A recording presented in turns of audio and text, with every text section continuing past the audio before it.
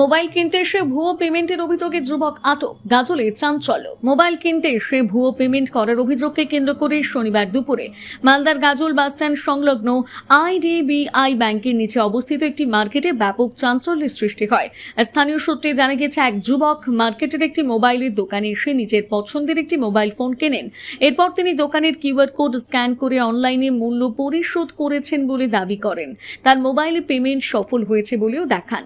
তবে দোকান মালিক নিজের ব্যাংক স্টেটমেন্ট পরীক্ষা করে দেখেন তার অ্যাকাউন্টে কোনো টাকা জমা পড়েনি। এরপর বিষয়টি নিয়ে সন্দেহ তৈরি হলে খোঁজ খবর শুরু হয়। তদন্তে প্রাথমিকভাবে জানা যায়, ওই যুবক একটি ভুয়ো বা জাল পেমেন্ট অ্যাপ ব্যবহার করে লেনদেন সফল হয়েছে বলে দেখিয়েছিলেন, কিন্তু বাস্তবে কোনো অর্থ স্থানান্তর হয়নি। ঘটনার খবর ছড়িয়ে পড়তে এলাকায় স্থানীয়দের ভিড় জমে যায়। পরে স্থানীয় বাসিন্দারা ওই যুবককে আটক করে রাখেন এবং গাজল থানার পুলিশকে খবর দেন। পুলিশ ঘটনাস্থলে পৌঁছে যুবককে হেফাজতে নিয়ে যায়। পুলিশ গোটা ঘটনার তদন্ত শুরু করেছে। অভিযুক্ত কিভাবে ভুয়ো পেমেন্ট অ্যাপ ব্যবহার করেছিল এবং এর সঙ্গে অন্য কোনো প্রতারণা চক্র জড়িয়ে রয়েছে কিনা তা খতিয়ে দেখা হচ্ছে। আজকে আমার দোকানে 10টার দিকে একটা ছেলে আসে, ফোন দেওয়ার জন্য নর্মাল ভাবে আসে।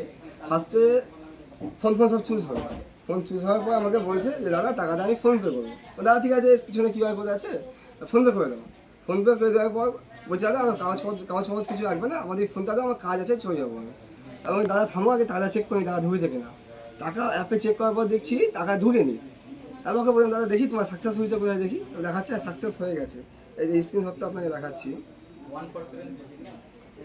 এই যে এখানে দেখাচ্ছে টাকা সাকসেস হয়ে গেছে, কিন্তু আমার ব্যাংকে টাকা ঢুকেনি। তারপর ওকে সবাই মিলে চেপে ধরলাম যে দাদা কী অ্যাপ ইউজ করছো দেখি। তারপর দেখছি ফেক অ্যাপ ইউজ করছে, ভুয়া অ্যাপ। ওই অ্যাপে যত ইচ্ছা টাকা, মানে অনেক টাকা, কিন্তু 1 টাকাও যাচ্ছে না। কি মনে হচ্ছে? মনে হচ্ছে ছেলেটা আগে অনেক করেছে, যা শুনতে পাচ্ছি আগে অনেক দোকানে এবং সেম কাজ করেছে, স্ক্যাম করছে, স্ক্যাম করছে। বেঁচে গেল আজকে ধরে নিয়েছে সবাই। ব্যাস, মানে সতর্কতা যদি না থাকতো আজকে 21,000 টাকা পুরো আমার লস হয়ে যেত। ব্যাস, আমি ধরতে পারতাম না। ভাই কি নাম? সোদপুরে জুট মিলের ওখানে ভাড়া থাকি। এখানে কি করতে এসেছিলেন? এমনি আমি ফোনটা বিক্রি করার জন্য। তারপর ফোন কেনার জন্য টাকা পয়সা দিয়েছিল? না, টাকা পয়সা দিইনি, দাম শুনছিলাম যে পেমেন্ট করেছিলা? কত টাকা দিবে। পেমেন্ট করেছিলা এখানে অনলাইনে? হ্যাঁ পেমেন্ট হয়েছিল? হ্যাঁ, তারপর কি দেখাচ্ছে? ওখানে সাকসেস দেখাচ্ছিল।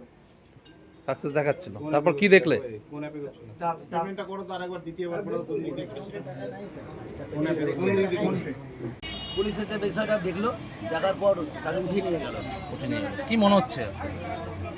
হ্যাঁ, একদিক দিয়ে ঠিক করেছে। এরকম যদি সরকারটা দেখে তো আমাদের তো ভয়ের ব্যাপার, আতঙ্কর ব্যাপার। আমাদের এখানে তো এটা ভুয়ো অ্যাপস দিয়ে পেমেন্ট করেছে? হ্যাঁ অবশ্যই ভুয়ো অ্যাপ দিয়ে পেমেন্ট করেছে। ও দেখালো একদম আমরা দেখতে পেলাম, ও স্বীকারও করেছে আজকে, ভয়ে নিজে স্বীকার করেছে। তাহলে কি আজকে বেঁচে গেল ছেলেটা?